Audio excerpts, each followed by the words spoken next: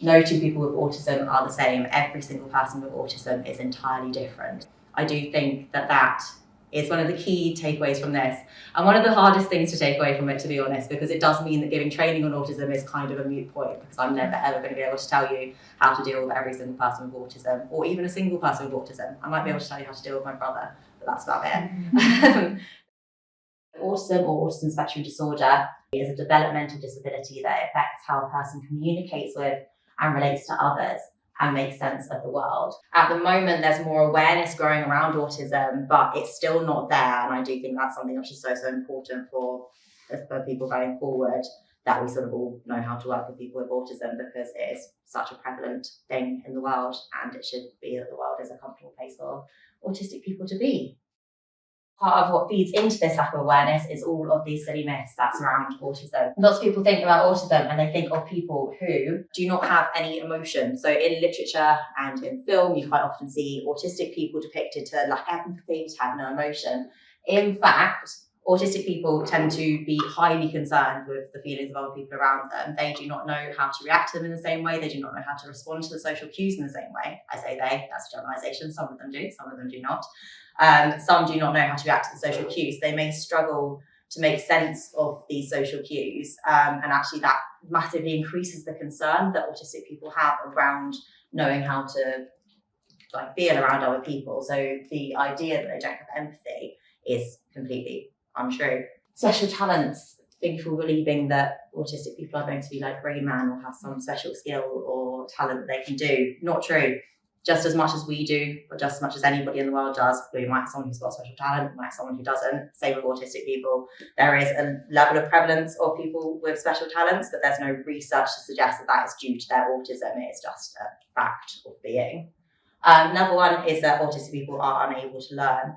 Again, this ties in with that whole idea that every single autistic person is different. Some people may struggle and may have additional learning difficulties. Others may not at all. Others may be really talented in certain subjects. Others may struggle. So again, it's a massive generalization, and it's not a fact.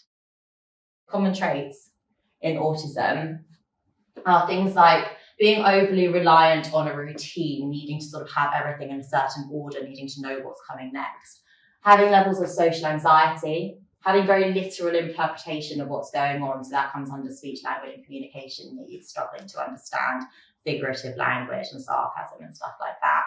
Struggling with change, which also links to that reliance on routine. Maybe appearing blunt, rude, and uninterested when talking to somebody. Being socially awkward. Finding it hard to express emotions. Having difficulty making friends. And having repetitive behaviours or traits or things that they need to do. So these are some common traits. These are not a whole approach. There are many, many other traits. These are also not traits that every single autistic person will show. So again, pretty hard to generalise in this situation. Some of the things that come alongside autism are things like pathological demand avoidance. And we do have a swimmer who has diagnosis of PDA. So features of PDA are people who avoid ordinary demands of life.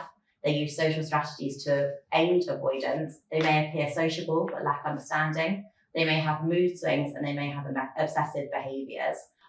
So pathological demand avoidance is somebody who tends to avoid everyday demands and expectations to an extreme extent. They really, really will struggle to follow an instruction and will struggle to do the things that they're expected to do. This is often accompanied by a level of anxiety. The anxiety tends to be something which stops them from doing what they're being asked to do. So they may be quite angry when they're saying no to something that you're asking them to do, but it's really, really important to realise that is a trait of PDA rather than an actual anger at that situation. So PDA profiles, how to work on someone with PDA. It can be quite difficult because obviously they're going to push back quite often when they're asked to do something. So with PDA, as mentioned, it is important to know that this person is not trying to deliberately oppose you. They're having difficulty to adapting and overcoming their need to be in control of their environment. A few different strategies that you can look at. So things like picking your battles, knowing things which are worth sort of arguing on and pushing for. Trying adaptations, so being flexible in your approach to things, knowing when it's time to sort of move on from the thing that you're trying to push for.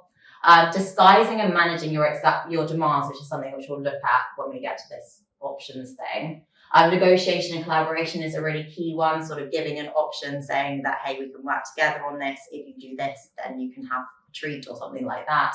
And anxiety management is another really important one, because obviously a main trait of PDA is the anxiety that comes with it.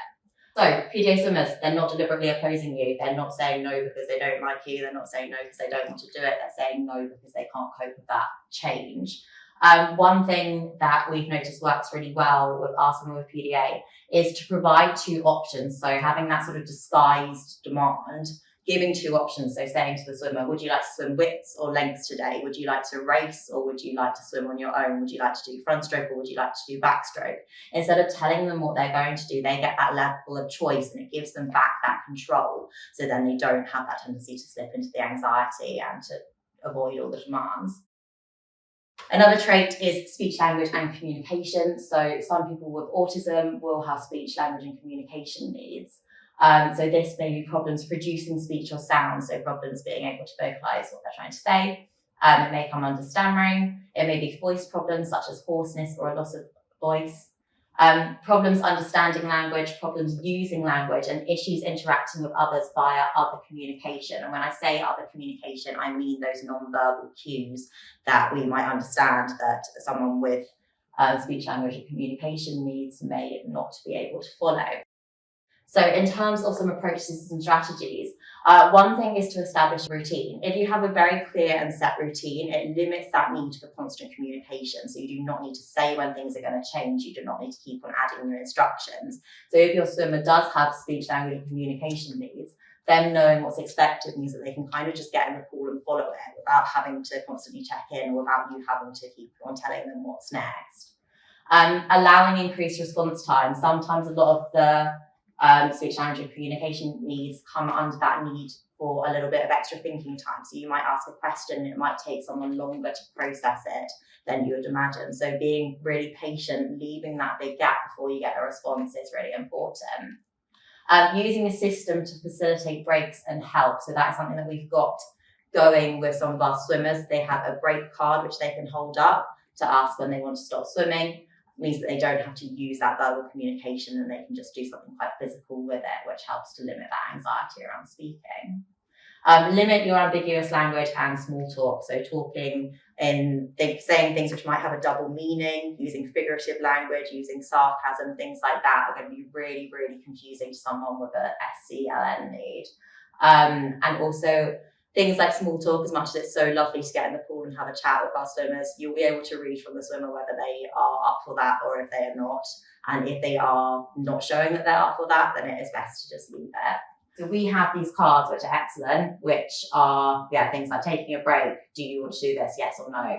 Giving various instructions of different movements they can do in the pool, different positions that they can take. So using these visual cues helps to support people who might not be able to understand when you're giving the instruction. They can use the picture or they can read the writing. Reading on what's working with your swimmer, but if those are working, then they are really, really useful to use. Another need is social interaction. So some people on the autism spectrum may prefer to spend time alone. They may not understand some unwritten social rules, such as what is appropriate in a conversation or standing too close to someone. It may appear that they are insensitive, although they are not. They may not seek comfort when they need it, and they may appear to behave inappropriately or differently. In terms of the social behaviours and restrictive competitive patterns, so again, these are all just things that you need to recognise in an autistic person, and just sort of be aware of and know that it is part of their autism rather than part of anything else. Some of the do's and don'ts that we've got there, and a lot of this is quite repetitive, but having those clear and direct instructions, making sure that your swimmer or the person that you're working with knows exactly what they're expected to do.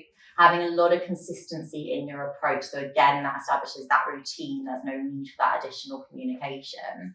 Introducing change slowly. So for example, in swimming, if you do want to try something new with a swimmer, instead of going straight in and being like, hey, Marley, today we're going to jump in the pool, you've got to introduce it slowly. You've got to do little tiny steps of doing something slightly different each time rather than going all in.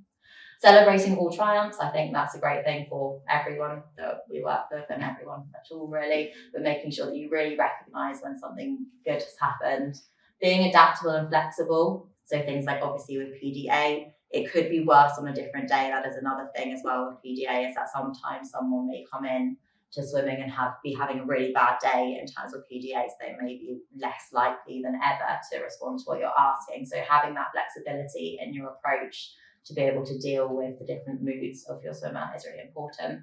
And most importantly is getting to know your swimmer, knowing them, what they like, what they don't like, how to work with them, what strategies have worked well with people, etc. Obviously, as mentioned many times now, autism is entirely individual, so knowing them on an individual level is so, so important.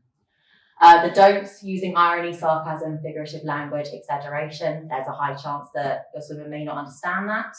Introducing too many activities at once, worrying too much about small talk, and being concerned if your swimmer isn't visibly happy. And I think that's a really, really important one to recognise, that they may not show that they're enjoying themselves in the same way that you would expect, but it doesn't necessarily mean that they're not.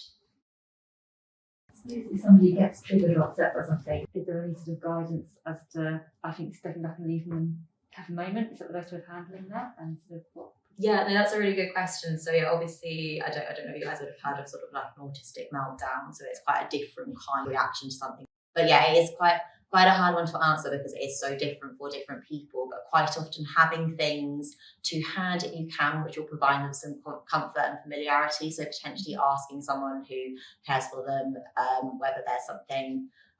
So one thing that we look at in school is sort of sensory appeal. So if there's a certain smell that they're quite used to from home, if we can have sort of like a piece of material with that smell on, you can use that to calm them down. Or if they like a certain sound, a certain piece of music, they can just pop their headphones in and listen to that music, and it will help to calm them down. If there's a certain phrase that they're used to using, which helps to calm them down as well, that's really useful. It's just bringing back that familiarity, because it's that lack of control and that sort of introduction to something different which tends to trigger those massive reactions. So I think in terms of talking to carers around that is really important, and knowing sort of something that we can use if there is some kind of meltdown would be really useful. But I do think, as you've mentioned, sort of stepping back and letting it happen to an extent is going to be useful, but obviously in the water, a bit hard to do. I think the helpful thing is both for swimmers come with their mothers who are their primary carers, who have a lot of insight and experience and watch them while they swim. And so even if at the time we don't get the feedback, like they're usually really communicative afterwards about like what was working and what wasn't working. So I think there's also that kind of safety net of kind of saying like, okay, fine, maybe it didn't go well this time, but there's this opportunity to kind of learn from it for the future.